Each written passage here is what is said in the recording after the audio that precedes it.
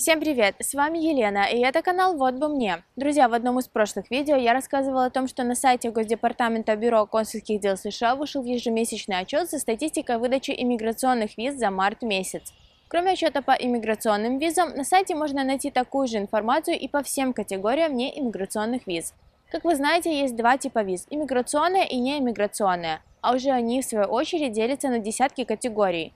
Ссылку на документ с официальной статистикой за март я, как всегда, оставлю в описании под видео. Информация выходит с запозданием, и данные за апрель станут доступны к середине или даже концу мая.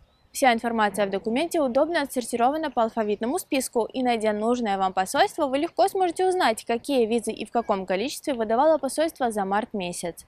В первой колонке этой таблицы название города, в котором расположено посольство, во второй – категория визы.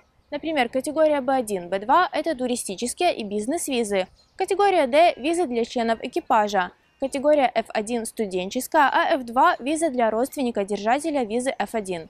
В общем, категорий, как вы понимаете, очень много. Более детально с обозначением всех категорий неиммиграционных виз вы также сможете ознакомиться по ссылке, которую я оставлю в описании под видео. Несмотря на то, что посольства США во многих странах все еще не оправились от локдаунов, запретов, прокламации Трампа и многих других проблем, работа посольств постепенно восстанавливается, и по выдаче неиммиграционных виз дела обстоят намного лучше, чем с иммиграционными визами.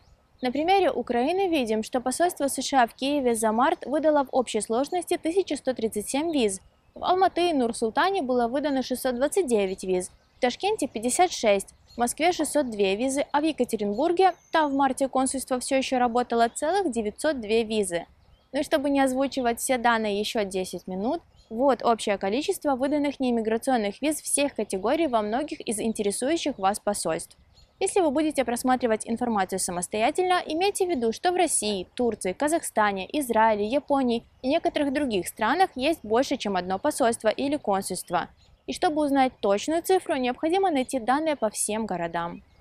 Вы, наверное, думаете, как же могут быть такие большие цифры, если записаться на собеседование во многих из этих стран практически невозможно.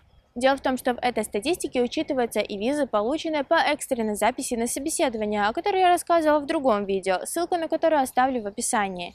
Учитываются и продленные визы, процедура получения которых является упрощенной и в большинстве случаев даже не требует личного присутствия в посольстве. Ну, конечно же, получить визы могли и те, кто ждет собеседования уже не первый месяц. Например, мы. Еще в прошлом июле мы оплатили консульский сбор и подали документы на получение туристической визы, а собеседование ждем до сих пор. Так что даже несмотря на то, что работа посольств по выдаче иммиграционных виз идет очень медленно, посольства все-таки не спят, и я надеюсь, в ближайшее время станут работать еще лучше. На этом канале мы в основном рассказываем только про собеседования для победителей лотереи Green Card, так как эта тема для нас ближе всех, и ежедневно мы пересматриваем тонны информации, которую фильтруем и готовим для вас в сжатом формате.